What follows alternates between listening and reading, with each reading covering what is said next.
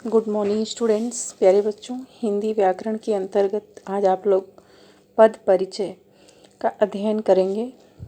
बच्चों, जब शब्दों का प्रयोग वाक्य में किया जाता है तो वे शब्द पद कहलाते हैं।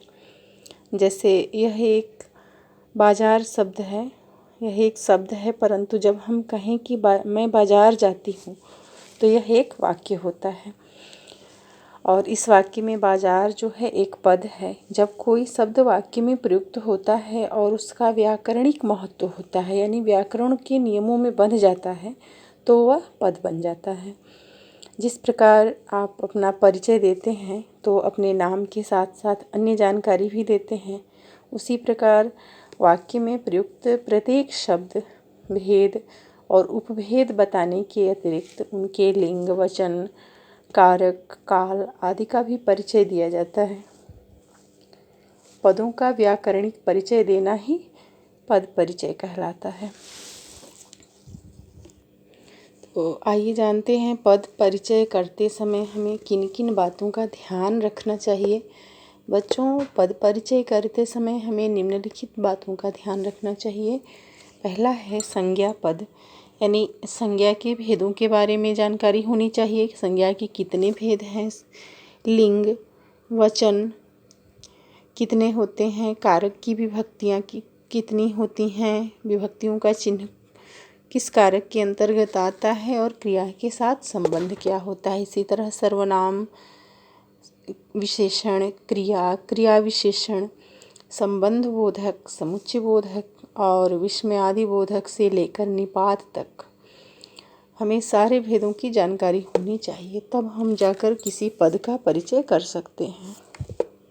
जैसे यदि वाक्य में रेखांकित शब्द संज्ञा है और रेखांकित चिन्ह कर दिया कि इसका परिचय दीजिए, तो उसका परिचय हम किस प्रकार देंगे। संज्ञा के भेद, यानी वह संज्ञा किस भेद के अंतर्गत है, यानी व्यक्तिवाचक के अंतर्गत है या जातिवाचक के अंतर्गत है या भाववाचक के अंतर्गत है। और लिंग में किस लिंग में है, वह पुल्लिंग में है या स्त्रीलिंग में है। वचन क्या है, एक वचन में है या बहुवचन में है।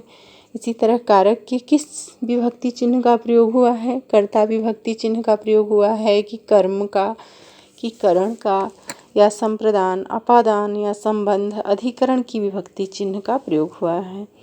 इस तरह वाक्य में अन्य शब्दों के साथ संबंध भी लिखा जाता है। इसी तरह सर्वनाम, यानी सर्वनाम के कितने भेद हैं, पुरुषवाचक में उत्तम पुरुष है कि मध्यम पुरुष है कि अन्य पुरुष है, संकेतवाचक, अनिश्चयवाचक, प्रश्नवाचक, संबंधवाचक और निजवाचक सर्वनाम। फिर उसी तरह सर्वनाम के भेद में लिंग का भी या स्त्रीलिंग, पुल्लिंग, वचन में भी वचन का भी, कारक में भी सारी विभक्तियाँ।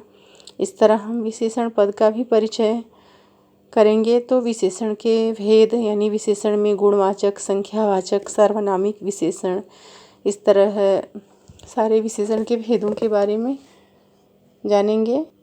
फिर क्रिया में भी सकर्मक क्रिया है वाक्य में या अकर्मक क्रिया है। वाच्य भी पूछता है, वाच्य में कर्तृवाच्य है, कर्मवाच्य है, सभी के बारे में